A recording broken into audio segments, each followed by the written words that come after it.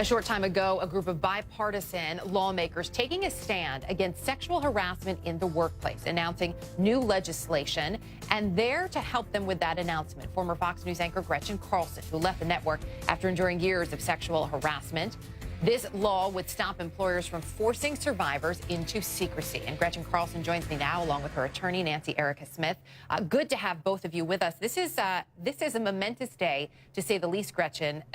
You, in many ways, have been credited with starting this conversation, which has exploded in the last couple of months. Did you imagine you would be at this point, though, actually announcing legislation? Well, thank you so much for having us on, Erika, and thank you for those kind words. It's been a surreal journey over the last 17 months. One of the big things I've been working on over the past year, though, is getting bipartisan support for this exact kind of law.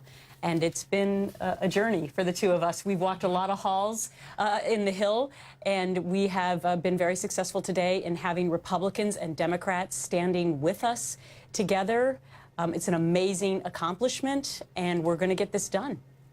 Nancy, you and I have talked a fair amount over these last few months about what this legislation proposes, about how that could change things. Gretchen, you can't talk about what happened to you, which we understand. Nancy, how would giving people the chance to speak out and to be more open about their experience, how will that change things for others in the workplace? It changes everything, because many women don't come forward because they think they're alone, for one thing. For another thing, a harasser gets to stay in the workplace if it's secret, because other women don't come forward, his coworkers don't know what's going on. It's really, arbitration is enabling harassers because of the secrecy. And if we stop the secrecy, women support one another and have the courage to come forward. And employers can't just say, well, he makes us a lot of money, so we're going to pay off the women, shut them up, and keep him in the workplace anymore.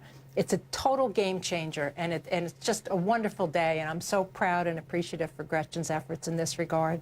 Thanks. Gretchen, and what else? Oh, go ahead. I was just going to say, Erika, that it's really giving up your 7th Amendment constitutional right to an open jury process. And one of the reasons that people feel like we hadn't heard a lot about sexual harassment until my case broke, and now this watershed moment that we're seeing, is because all of these cases were being forced into secrecy, into arbitration over the last couple of decades. And so it wasn't that these cases weren't happening. It was that they were being forced into secrecy, either through arbitration or, like in my case, in settlements. My attorneys were able to come up with a brilliant legal strategy to make my case public, to start this whole dialogue. But 60 million Americans have these arbitration clauses, and they're being forced into secrecy if they happen to have a problem at work. So this is absolutely monumental today, that we would have bipartisan support. And I'm just so appreciative that we finally got to the finish line on this. In terms of, wanting to be able to start this conversation, which you two were able to make happen with that agreement, Gretchen, did you think that we would be hearing from the number of people that we have heard from at this point? Never. I mean, Erika, I didn't know what was going to happen to me the next minute after I filed my lawsuit, much less the next hour or the next day. I mean, it was such a lonely, excruciating choice to jump off that cliff by myself.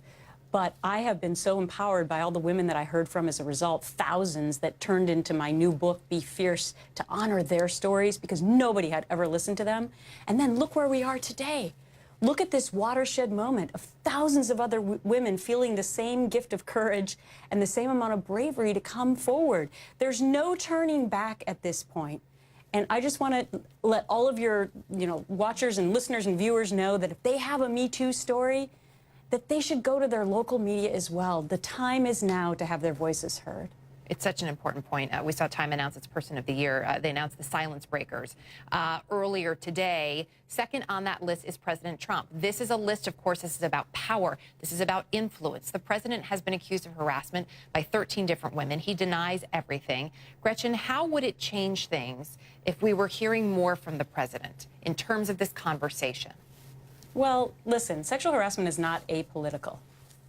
They don't ask you what party you're in before they decide to harass you. And in the same way, we can't just believe some women based on our own political persuasions, because we don't want to believe that it could have happened to President Trump's accusers, for example.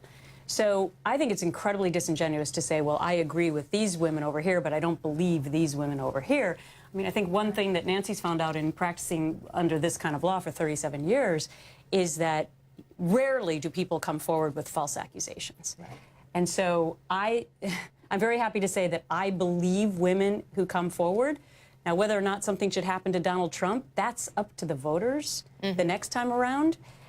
And we're seeing, though, on Capitol Hill, there are going to be more resignations of people in the House and the Senate. You just wait to find out. And we are, and to your point, just before the announcement that you made, and you were standing up there with this bipartisan, bicameral group of lawmakers, including Senator Kirsten Gillibrand of New York, who came out just before that and said she believes Senator Al Franken should step down. I think at last count we were up to 16 Democratic senators. It may have grown since I last looked at my phone. Nancy, as you look at that, and as you look at the calls for resignations among lawmakers, how does that change the conversation? Because you have, as Gretchen pointed out, been doing this for decades and helping women find their voice for decades. What does this part change? This is a major change because so many powerful men have been untouchable. We thought Roger Ailes was untouchable. We thought Bill O'Reilly was untouchable. Certainly, Weinstein's victims felt he was untouchable. Now we're getting into the power structure of white men in this country, and we're saying the patriarchy is not going to protect sexual harassers anymore. So seeing it go into the halls of our government is incredibly empowering to me, and it should be to all women in every profession, everywhere. This is everywhere in our country, every industry. And all women now have to say enough. If we can take these powerful men down, and they should be taken down, they should not be leading our businesses, they should not be leading our government. And they should not be leading our media, deciding what stories we hear and how they're told to us. That's a very important point about taking down some of these media personalities. So I think that what's happening in Congress is really bringing it home to us as Americans that we're tired of this, and women are not going to tolerate it anymore. And the men who love and support us are with us, and they were with us today. It is an important message. We have to leave it there, but I look forward to speaking with you both again and to watching what is next for both of you. Nancy Erika Smith, Gretchen Carlson, thank you both for your tireless work. And Gretchen's book is Be Fierce, Stop Harassment, and Take Your Power Back.